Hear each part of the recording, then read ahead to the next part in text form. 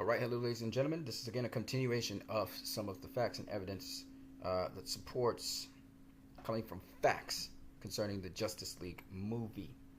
So, there is a statement made by Ben Affleck that about 85% to 90% of the film is Zack Snyder's, and this is where it comes from, okay?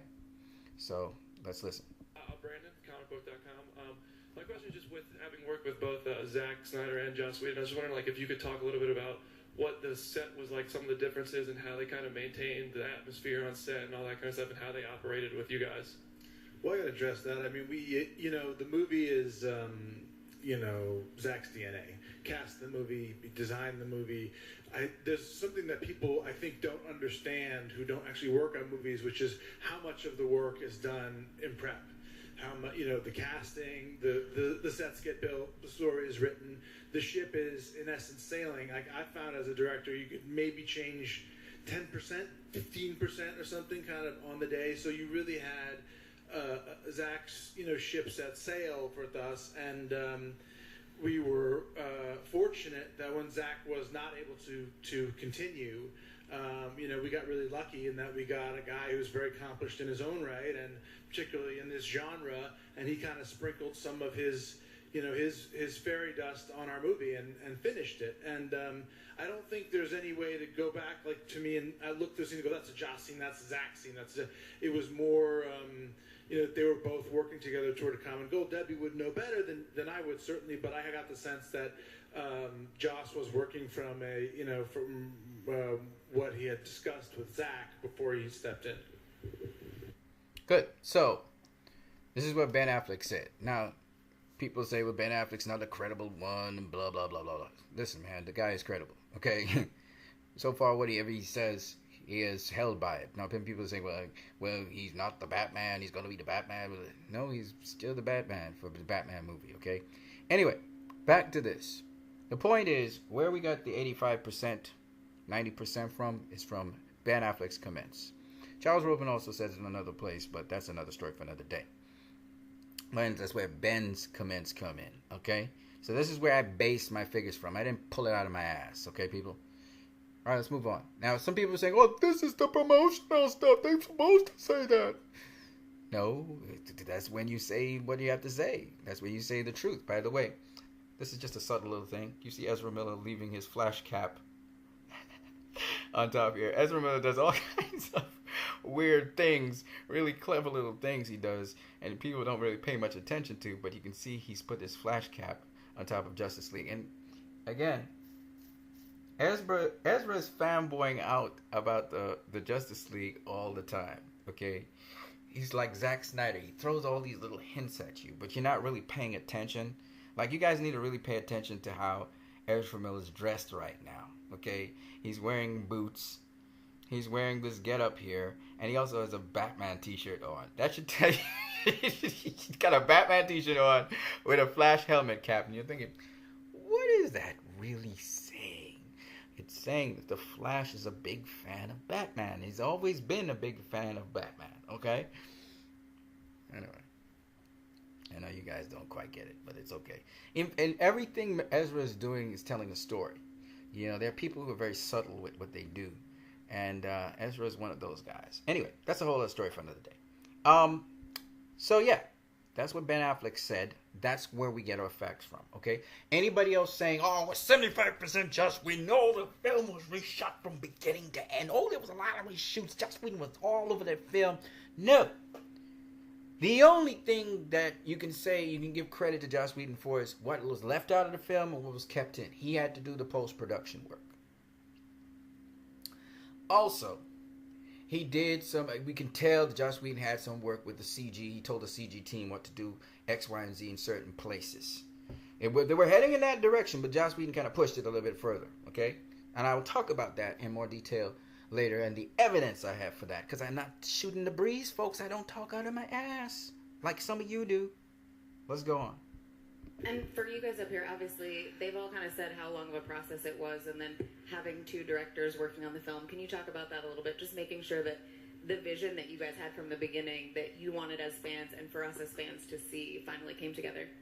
Yeah, I mean, listen, I think for us, this whole thing is so bittersweet. bittersweet because we had been working on this franchise for the past, almost 8 years when we started developing the script for Man of Steel. And then we moved on to BVS, and also Zach developed the story for Wonder Woman, which was leading up to the point of Justice League, where these characters were finally going to come together. I mean, this was a really great hero's journey, and a journey for these characters to be the characters that they are today. So not being able to complete his vision, was extremely difficult. So that makes it hard. But we were lucky that we had Joss already working on script pages. And, our feeling is that we're hoping that people don't think about how the movie was made when they went to see it, because these characters are bigger than any director. They're bigger than any of us.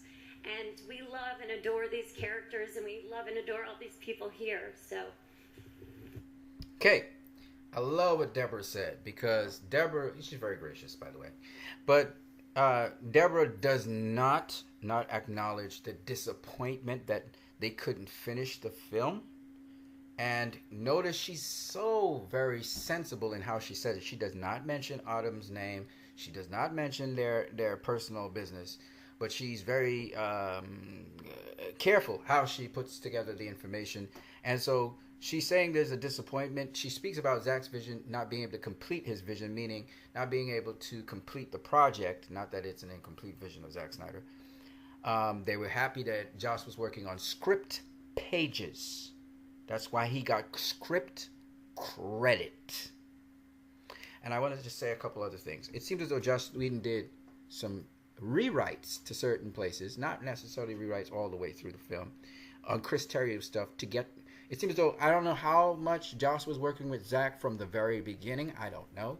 Because apparently Joss was shown the whole plan with the what Warner Brothers was trying to do, the vision. And in that was Batgirl, and he's really excited about doing something with Batgirl.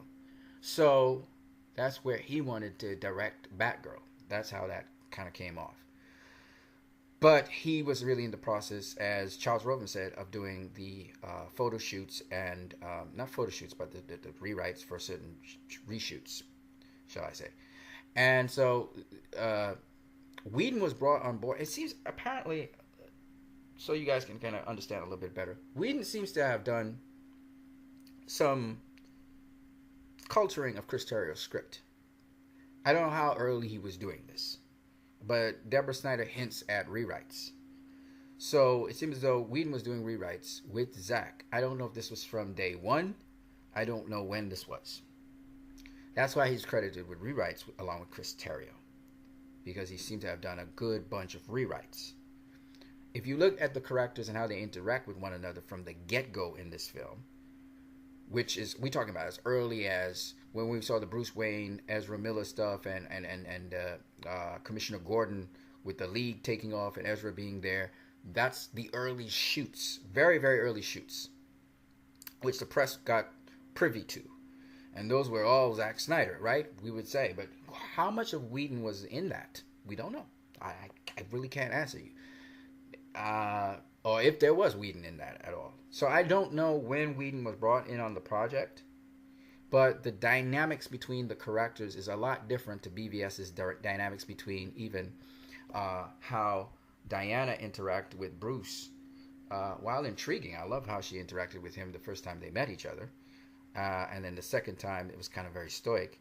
I don't know if that was just continued, because the dynamic seems to have continued between those two. But it's just very... I know that Joss Whedon is known for relational dynamics, so it wouldn't be surprising that Whedon had something to do with the relational dynamics, which is why we like the characters so much. I don't want to shortchange Zach on the relational dynamics, but I don't know how much Whedon was working with Zach either officially or unofficially on this project. Because Whedon's a director and he also is a scriptwriter. So that's a beautiful combination.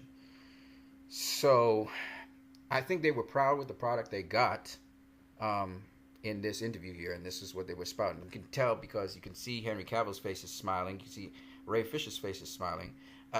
Ezra Miller's face is serious. Ben Affleck, he's looking, concentrating, listening to Deborah Snyder.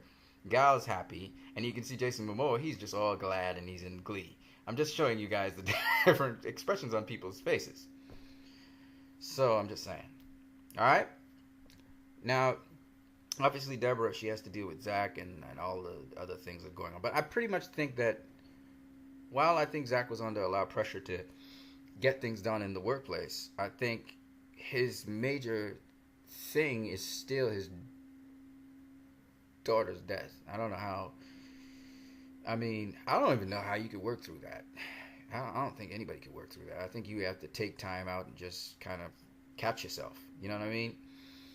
And so I guess that's what they're doing at this point in time. And Zach's, been honored in a number of different places. So I just wanted to leave that with you guys. Deborah Snyder. I noticed her focus was on the characters. She didn't really care that people focused on the directors. We are focusing on them now because it became a big issue.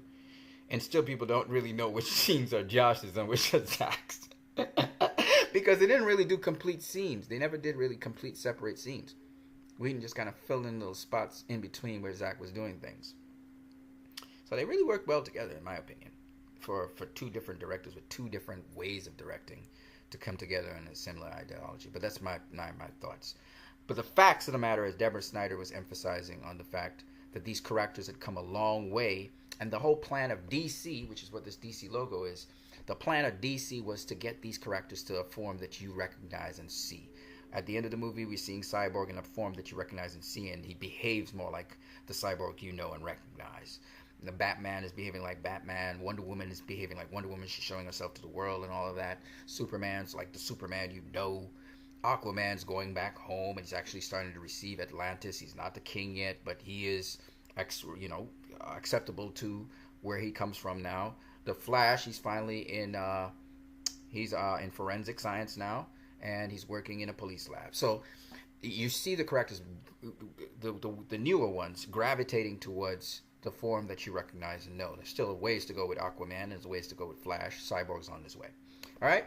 So I'm just saying, all of these things Deborah Snyder said, this is what I'm using, and this is what I'm sharing you guys on social media, whether it's on Facebook or wherever it is. All right? So you guys can go ahead and share this video.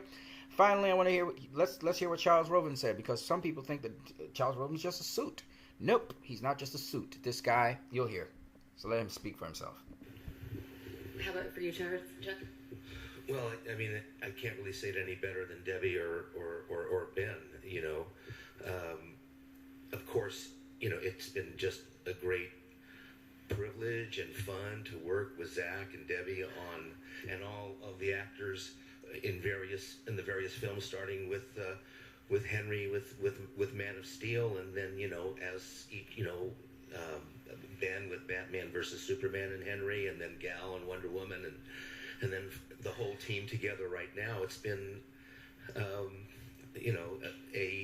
actually in a wonderful way, a great learning experience and life experience. And, it was sad not to have Zach there, but as, we've been saying, to have Joss come in, and he had already been working with Zach, and now we're just really happy with the movie and really happy with the dynamics of what we're doing and how great these characters, infused by this talent, have made these characters, and we're really happy to be sharing it with everybody. My name is Eric Eisenberg from... So there you go. All right. So Charles Roven, he works with different producers in Warner Brothers, not just Zach and Deborah. He also works with Christopher Nolan. He's worked with just a bunch of people in Warner Brothers because he's a producer. So producers, for those people who don't know, producers, you have executive producers and you have producers. He's a producer, okay? A producer, they do a number of the things. They can supply money. Sometimes they supply resources. They set up things so you can go to different venues. They make certain things possible for the directors, okay?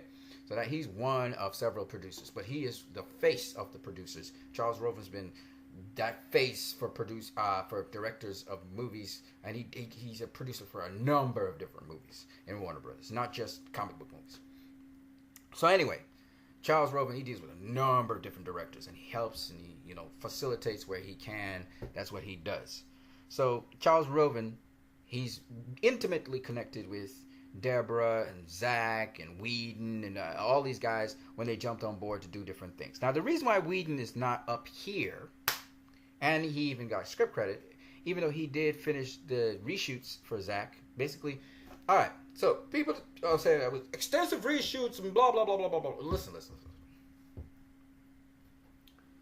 Obviously, Whedon didn't get directorial credit for this movie, not in any way, shape, or form. And the reason why Whedon didn't get directorial credit is because he couldn't. Because he didn't do significant amounts of reshoots.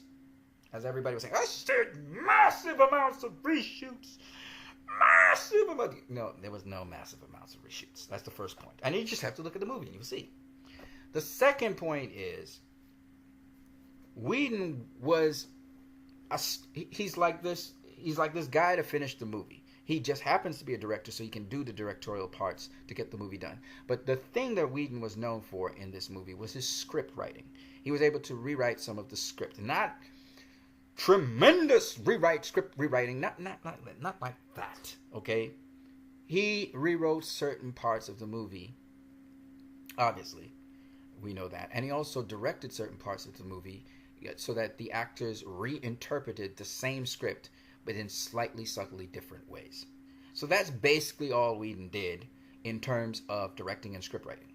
In terms of, and he got the movie more focused now. In terms of post-production editing, Whedon's the guy that says, this stays in this movie and that goes. Okay? And also, he tweaked a little bit more the tone of the movie. If you look at the